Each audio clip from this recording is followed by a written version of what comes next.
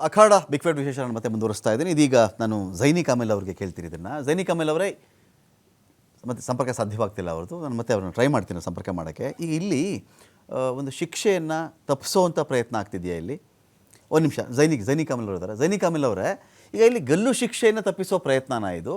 ಗಲ್ಲು ಶಿಕ್ಷೆ ತಪ್ಪಿದರೂ ನಿಮಿಷಾಪ್ರಿಯಾಗಿ ಇಲ್ಲಿ ಶಿಕ್ಷೆ ಅನ್ನೋದಿರುತ್ತಾ, ಅಥವಾ ಪೂರ್ತಿ ಮುಕ್ತಿನ ಇದ್ಯಾತೆ ಅನ್ನೋ ಕೊಟ್ಟುಬಿಟ್ರೆ, ಈ ಬ್ಲಡ್ ಮನಿ ಕೊಟ್ಟುಬಿಟ್ರೆ ಪೂರ್ತಿ ಮುಕ್ತಿ ಆಗ್ಬಿಡುತ್ತಾ ಅಂತ? ಓಕೆ ಸರ್, ದಿಯಾಹಣವನ್ನು ಕೊಟ್ಟು ಬಿಟ್ರೆ ಅದು ಕಂಪ್ಲೀಟ್ ಕ್ಷಮಾದಾನ ಸಿಗುತ್ತೆ. ಅಲ್ಲಿ ಗಲ್ಲು ಶಿಕ್ಷೆ ಅಂತ ಮಾತ್ರ ಅಲ್ಲ, ಸಂಪೂರ್ಣವಾದ ಬಿಡುಗಡೆ ಅಲ್ಲಿ ಭಾಗ್ಯ ದೊರೆಯುತ್ತದೆ. ಈಗ ಆ ವಿಷಯ ಎಲ್ಲಿ ನಿಂತಿದೆ ಅಂತ ಹೇಳಿದ್ರೆ, ಅವರು ದಿಯಾದಾನವನ್ನು ಪಡ್ಕೊಂಡು ಕ್ಷಮಾದಾನಕ್ಕೆ ರೆಡಿ ಇದ್ದಾರಾ? ದಿಯಾಂಗನ ಇಲ್ಲದೆ ಅವರನ್ನ ಮನವೊಲಿಸುವಂತ ಒಂದು ಪ್ರಯತ್ನ ಕೂಡ ನಡೀತಾ ಇದೆ, ಅದಕ್ಕೆ ಅವರು ಸಿದ್ಧರಿದ್ದಾರಾ? ಅಥವಾ ಗಲ್ಲು ಶಿಕ್ಷೆ ಆಗ್ಬೇಕು ಅಂತ ಹಠ ಹಿಡಿತಾರ? ಮೂರು ವಿಷಯಗಳಿದೆ. ಈಗ ನಮ್ಮ ಉಸ್ತಾದಗಳು, ನಮ್ಮ ವಿದ್ವಾಂಸರು ಏನ್ ಮಾಡ್ತಾ ಇರ್ತಾರೆ, ಗಲ್ಲು ಶಿಕ್ಷೆಯನ್ನು ಸಂಪೂರ್ಣವಾದ ಶಿಕ್ಷೆಯನ್ನು ತಪ್ಪಿಸ್ಲಿಕ್ಕೆ ದಿಯಾದನ ಕೊಟ್ಟಾದ್ರೂ ತೊಂದರೆ ಇಲ್ಲ, ಅವರನ್ನು ಜೀವಂತವಾಗಿ ಉಳಿಸಬೇಕು, ಭಾರತಕ್ಕೆ ಕರೆಸಬೇಕು ಅಂತ ಪ್ರಯತ್ನ ಮಾಡ್ತಾ ಇದ್ದಾರೆ.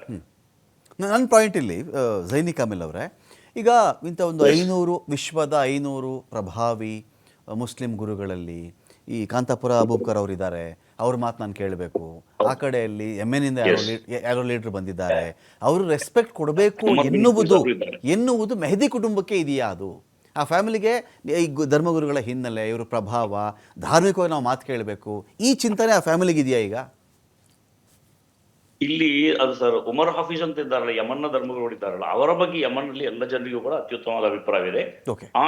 ಹೌತಿ ಪ್ರದೇಶದಲ್ಲೂ ಇದೆಯಾ ಅದು? ಹೌತಿ ಬಂಡುಕೋರರ ಪ್ರದೇಶದಲ್ಲೂ ಅದಿದೆಯಾ? ಹೌತಿ ಬಂಡುಕೋರ ಅಂತ ಹೇಳಿ ಸರ್, ಬಂಡುಕೋರರು ಅವರದೇ ರೀತಿಯಲ್ಲಿ ಅವರು ಕಾರ್ಯಾಚರಣೆ ಮಾಡ್ತಾ ಇರ್ಬೋದು. ಇದು ಜನಸಾಮಾನ್ಯರಿಗೆ ಸಂಬಂಧಪಟ್ಟಂತೆ ಯಮನ್ನಲ್ಲಿರುವ ಎಲ್ಲಾ ಜನಸಾಮಾನ್ಯರಿಗೂ ಬಹಳ ಗೌರವಾದರಿಂದ ಕೊಂಡೊಂದು ವ್ಯಕ್ತಿಯಾಗಿದ್ದಾರೆ ಇವರು. ಬಂಡುಕೋರವರನ್ನ ಒಪ್ಪದೇ ಇರ್ಬೋದು, ಆದ್ರೆ ಬಂಡುಕೋರ ಜೊತೆಗಲ್ಲ, ಆ ಹೌತಿ ಅವರ ತಲಾಲ್ನ ಕುಟುಂಬದವರೊಂದಿಗೆ ಮಾತನಾಡಿ ತಂಡವನ್ನು ಕಳಿಸಿಕೊಟ್ಟಿದ್ದಾರೆ. ಉಮರ್ ಬಿನ್ ಹಫೀಜ್ ಕಳಿಸಿಕೊಟ್ಟ ತಂಡ ಎನ್ನುವ ನಿಟ್ಟಿನಲ್ಲಿ ಮಾತ್ರ ಅವರಿಗಿರುವಂತಹ ರೆಸ್ಪೆಕ್ಟ್ ನ ಕಾರಣದಿಂದಾಗಿ ತಲಾಲ್ನ ಫ್ಯಾಮಿಲಿ ಅವರ ಜೊತೆ ಮಾತಾಡಲಿಕ್ಕೆ ಸಿದ್ಧವಾಗಿದೆ ಮತ್ತು ನಾಳೆಯ ಶಿಕ್ಷೆಯನ್ನು ಮುಂದೂಡುವಲ್ಲಿ ಒಪ್ಪಿಗೆಯನ್ನು ಕೊಟ್ಟಿದೆ.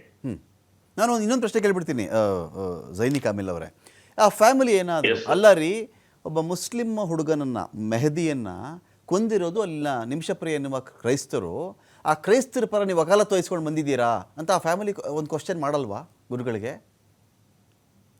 ಅಂದ್ರೆ ನಮ್ಮಲ್ಲಿ ಸರ್, ಅದು ಇಸ್ಲಾಮಿನಲ್ಲಿ ಮಾನುಷಿಕವಾದ ನೆಲೆಯಲ್ಲಿ ಮಾತನಾಡಬೇಕಾದಂತಹ ಸರ್ವ ಸಂದರ್ಭಗಳಲ್ಲೂ ಕೂಡ ಜಾತಿ ಮತವನ್ನು ನೋಡದೆ ನಾವು ಮಾತಾಡ್ತೀವಿ.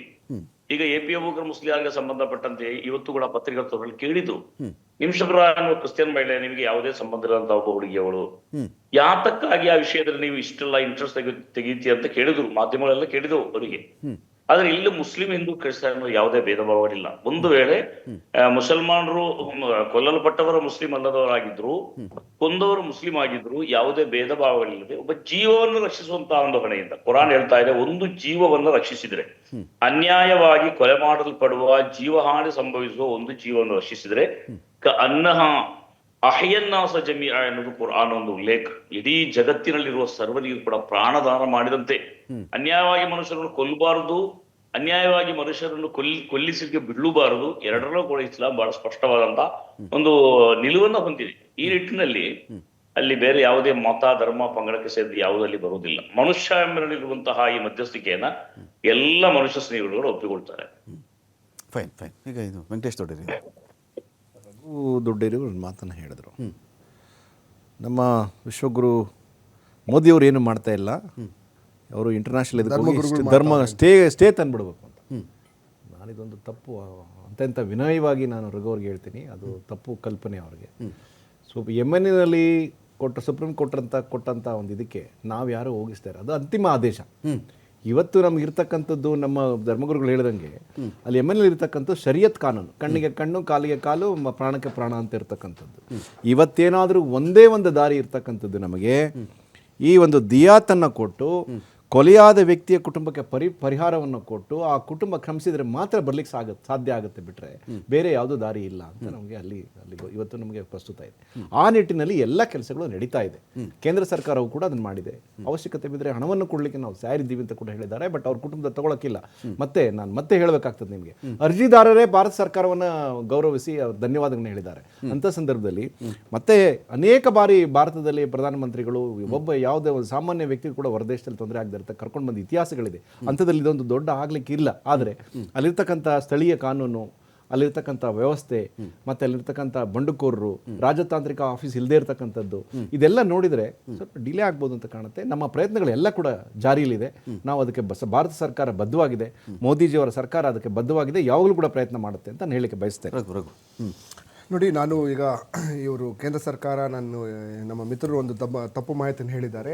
ಏನಕ್ಕೆ ನಾವೀಗ ವಿಶ್ವಸಂಸ್ಥೆ ಮಾಡ್ಕೊಂಡಿರೋದೇನೆ ಮಧ್ಯಸ್ಥಿಕೆ ತೆಗೆದುಕೊಳ್ಳೋದಕ್ಕೆ ರಾಷ್ಟ್ರಗಳ ನಡುವೆ ಮಧ್ಯಸ್ಥಿಕೆ ತೆಗೆದುಕೊಳ್ಳೋದಕ್ಕೆ ರಾಷ್ಟ್ರಗಳ ನಡುವೆ ಇರ್ತಕ್ಕಂಥ ಆ ಬಾಂಧವ್ಯನ ಬೆಸೆಯಕ್ಕೋಸ್ಕರ ಇರೋದು.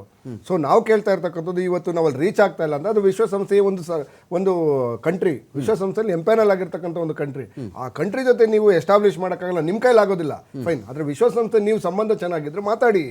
ಸೊ ಅವರ ಏನು ಈಗ ಧರ್ಮಗುರುಗಳು ಏನ್ ಮಾತಾಡ್ತಾ ಇದ್ದಾರೆ, ಈಗ ದಾರಿ ದಿಯಾತ್ ಬಿಟ್ರೆ ಇನ್ನೇನು ದಾರಿನೇ ಇಲ್ಲ. ಫ್ಯಾಮಿಲಿ ಕ್ಷಮಿಸಬೇಕು, ಅವ್ರು ಉಳಿಬೇಕು ಅಷ್ಟೇನೆ. ಆ ದೇಶದ ಕಾನೂನು. ಬೇರೆ ನೆಗೋಷಿಯೇಷನ್ಸ್ಗೆ ಅವಕಾಶ ಇತ್ತ? ವ್ಯಾಪಾರ ಸಂಬಂಧಗಳು ಅಥವಾ ನಮ್ಮಲ್ಲಿರ್ತಕ್ಕಂಥ ನರ್ಸ್ಗಳು ಅಲ್ಲಿ ಸ್ಟಾಫ್ ಆಗಿ ಕೆಲಸ ಮಾಡ್ತಿರ್ತಕ್ಕಂಥದ್ದು, ಈ ಥರದ ಮೇಲೆ ನೀವು ಲಾಬಿ ಮಾಡಬೇಕಾಗಿತ್ತು ಅಂತ ಹೇಳೋದನ್ನ. 100% ನೀವು ನಿಮಿಷ ಪ್ರಿಯ ಒಬ್ಬರೇ ಕೆಲಸ ಮಾಡ್ತಾ ಇಲ್ಲ. ಅಲ್ಲಿ ಹಲವಾರು thousands of people are working in. ಅಂದ್ರೆ ಸಾವಿರಾರು ಏನೋ ಡಾಕ್ಟರ್ಸ್ಗಳಿದ್ದಾರೆ, ಕೆಲವರು ನರ್ಸ್ಗಳಿದ್ದಾರೆ, ಲೇಬರ್ಸ್ಗಳಿದ್ದಾರೆ, ಏನೋ ಇದರಲ್ಲಿ ಕೆಲಸ ಮಾಡ್ತಾ ಇರ್ತಕ್ಕಂಥವ್ರು ನಮ್ಮ ಆಯಿಲ್ ಇದರಲ್ಲಿ. ಒಬ್ಬರು ನಿಮಿಷ ಪ್ರಿಯಾಗೋಸ್ಕರ ಅಷ್ಟೊಂದೆಲ್ಲ ಕೆಲಸ ಲಾಸ್ ಮಾಡ್ಕೊಳ್ಳೋದು, ನಿಮಿಷ ಪ್ರಿಯ ಒಬ್ಬರೇ ಅಲ್ಲ, ನಿಮಿಷ ಪ್ರಿಯ ಒಂದು ಭಾರತ ದೇಶದ ಒಂದು ಪ್ರಜೆ. ಅವರೆಲ್ಲ ಭಾರತದ ಪ್ರಜೆಗಳಾಗಿರೋದ್ರಿಂದ ಅವ್ರ ಪರವಾಗಿ ಒಂದು ಹ್ಯುಮ್ಯಾನಿಟೇರಿಯನ್ ಗ್ರೌಂಡ್ ಅಲ್ಲಿ ಅವರ ಕುಟುಂಬ ಮನವಿ ಮಾಡೋದನ್ನ ನೀವು ಪ್ರಯತ್ನ ಮಾಡಿ ಅಂತ ಕೇಳಬೇಕಾಗಿರ್ತಕ್ಕಂಥ ಕೇಂದ್ರ ಸರ್ಕಾರ ಜವಾಬ್ದಾರಿ. ಆದ್ರೆ ಅಲ್ಟಿಮೇಟ್ ಆಗಿ ಇವರು ಕೇಂದ್ರ ಸರ್ಕಾರ ಈ ಪ್ರಯತ್ನವನ್ನು ಬಿಟ್ಟು ಇವನು ಧರ್ಮಗುರುಗಳ ಮುಖಾಂತರ ಆಗ್ತಾ ಇದೆ ಬಿಟ್ಟಿದೆ ಅಂತಂದ್ರೆ ಅಲ್ಲ. ನಿನ್ನೆ ಸುಪ್ರೀಂ ಕೋರ್ಟ್ ಅಟಾರ್ನಿ ಜನರಲ್ ಅವರು ಹೇಳಿದ್ದಾರೆ, ಕ್ಲಿಯರ್ ಆಗಿ ನಮ್ಮ ಕೈಲಿ ಏನೂ ಇಲ್ಲ, ಇಲ್ಲಿ ನಮ್ಮ ಪ್ರಯತ್ನಗಳೆಲ್ಲ ಕೈ ಚೆಲ್ಲುವಂತ ಪರಿಸ್ಥಿತಿ ಬಂದಿದೆ. 140 ಕೋಟಿ ಇರ್ತಕ್ಕಂಥ ಒಂದು ದೇಶದವರು ಈ ಒಂದು ಕೇಸನ್ನ ನಾವು ಯೆಮೆನ್ ರಾಷ್ಟ್ರದ ಜೊತೆ ನಾವು ಪ್ರಯತ್ನ ಮಾಡಕ್ಕಾಗಲ್ಲ ಅಂತಂದ್ರೆ, ಸೊ ಇದಕ್ಕಿಂತ ವಿಪರ್ಯಾಸ ಬೇರೆ ಇಲ್ಲ. ನಾವು ಯಾವ ಕಾಲದಲ್ಲೂ ಕೂಡ ನಾವು ಪ್ರಯತ್ನ ಮಾಡಿಲ್ಲ, ಕೈ ಅಲ್ಲ. ನಿನ್ನೆ ಅಟಾರ್ನಿ ಜನರಲ್ ಅವರು ಹೇಳಿರೋದು, ಈ ನಮ್ಮ ದೇಶದ 140 ಕೋಟಿಯನ್ನು ರೆಪ್ರೆಸೆಂಟ್ ಮಾಡ್ತಕ್ಕಂಥ ಅಟಾರ್ನಿ ಜನರಲ್ ಅವರು ಕೈ ಚೆಲ್ಲಿರೋದು. ಪಾಯಿಂಟ್ ಮಾಡಿ ಕೈ ಚೆಲ್ಲಿಲ್ಲ. ನಾವು ಸುಪ್ರೀಂ ಕೋರ್ಟ್ ಮುಂದೆ ಇನ್ನೂ 2 ದಿವಸ ಕಾಲಾವಕಾಶ ಇದೆ. ಸುಪ್ರೀಂ ಕೋರ್ಟ್ ಎಲ್ಲ ಪ್ರಯತ್ನಗಳನ್ನು ಮಾಡ್ತೀವಿ ಅಂತ ಹೇಳಿದೀವಿ. ಆ ನಿಟ್ಟಿನಲ್ಲಿ ಪ್ರಯತ್ನ ಮಾಡ್ತಿದೀವಿ. ನಿಮಗೆ ಪ್ರಾಸಿಕ್ಯೂಷನ್ ಮಾಡಿದ್ರೆ ಏನ್ ಮಾಡ್ತಿದ್ರಿ? ವಸ್ತುಸ್ಥಿತಿ ಮಾತಾಡಬೇಕು ಅಂತ ಮಾತಾಡ್ಬೇಡಿ. ವಸ್ತುಸ್ಥಿತಿ ಹೇಳಿದೀನಿ ನಾನು, ಏನು ಆಡಳಿತ ಇದೆ, ಏನು ಕಾನೂನು ಇದೆ ಅಂತ ಹೇಳಿದೀನಿ. ದಯವಿಟ್ಟು so much Raghu Dodderi. Thank you. ನಮಸ್ಕಾರ. ಡಾಕ್ಟರ್ MSM ಝೈನಿ ಕಾಮಿಲ್ ಅವರೇ, ಮುಸ್ಲಿಂ ಧರ್ಮಗುರುಗಳು, ಥ್ಯಾಂಕ್ ಯು ಸೋ ಮಚ್ ಈ ಡಿಬೇಟ್ಗೆ ಜಾಯ್ನ್ ಆಗಿ ತಾವು ಮಾತನಾಡೋದಕ್ಕಾಗಿ. ವೆಯ್ಟ್ ಮಾಡೋಣ. ನಿಮಿಷ ಪ್ರಿಯ ದುಡುಕಿಯೋ ಅಥವಾ ಏನೋ ತಪ್ಪಿಸಿಕೊಳ್ಬೇಕು ಅನ್ನೋ ಒಂದು ಧಾವಂತದಲ್ಲೋ, ಕೊಲೆ ಮಾಡಬೇಕು ಅನ್ನೋ ಉದ್ದೇಶ ಇರದೇ ಇದ್ದರೂ ಮತ್ತೆ ಬರೆಸ್ಬಿಟ್ಟು ನಾನು ಪರಾರಿ ಆಗಿಬಿಡೋಣ ಅಂತ ಪ್ಲಾನ್ ಮಾಡಿ ಅದೇನೋ ಒಂದು ಬಿಕ್ಕಟ್ಟಿಗೆ ಹೋಗಿ ಒಂದು ಕೊಲೆ ನಡೆದು ಹೋಗಿದೆ. ಅದು ಹೇಳ್ತಾರಲ್ಲ, ಇಗ್ನೋರೆನ್ಸ್ ಈಸ್ ನೋ ಎಕ್ಸ್ಕ್ಯೂಸ್ ಅಂತೇಳಿ. ನನಗೆ ಗೊತ್ತಿರಲಿಲ್ಲ ಕೊಲೆ ಮಾಡಿಬಿಟ್ಟೆ ಅಂತ ಹೇಳಿದ್ರೆ ಯಾರು ಅದನ್ನು ಕ್ಷಮಿಸ್ಬಿಡಲ್ಲ ಅಂಥೇಳಿ. ಇದರಾಚೆಗೆ ಆ ಫ್ಯಾಮಿಲಿ ಒಪ್ಪಿಕೊಂಡ್ರೆ ಒಂದು ಚಾನ್ಸ್ ಇದೆ ಅಂತ ಹೇಳ್ತಾ ಇದ್ದಾರೆ.